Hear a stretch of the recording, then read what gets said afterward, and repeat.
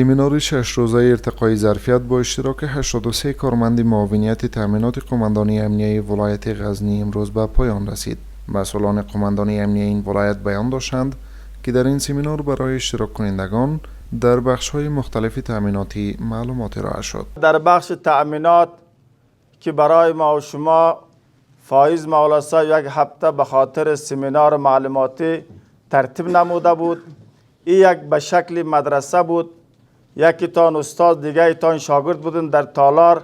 خداوند جل جلاله بکنه که ما و شما از این تالار یک چیز خوب منفعت هم برای خود و هم برای آینده خود و هم برای جامعه خود یک چیز مستفید شده باشیم. د اتلس ولسوالۍ یو شپږ حوزو د کنډکانو ټولیانو غټ غټ مدیریتو مو د تامیناتي برخې پرسونل د یوې هفتې لپاره دلته راغوښتی و.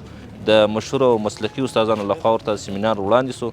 هغوی ته په مربوطه برخه کې زده کړې ورکړل سوې چې دغه جنسونه ښه طریقه اکمال کړي او هلته په کتابو کې محاسبه کړي او دلته حسابي موږ ته راوړي. در همین حال اشتراک کنندگان با ابراز خرسندی راه اندازی این سمینار را در ارتقای ظرفیت کارمندان مفید خواندند. بلدیت خوب نداشتیم در بخش لوجستیک و در بخش تأمینات و در بخش تکنیک. واقعا ما فایده زیاد از این برداشتیم. ان شاءالله که در آینده هم از فیاض مولوی صاحب خواهش ما همی است که باز هم برای مجاهدین این سمینار را برگزار کنه. در آینده هم ان شاءالله 100% برای ما مفید تمام شد. دا سمینار خو موږ لپاره الحمدلله ډیر خوندور تمام سو او پاینده کې موږ دا غوښتنه ده موږ له مسؤلینو نه په موږ باندې مسؤل کسان دي.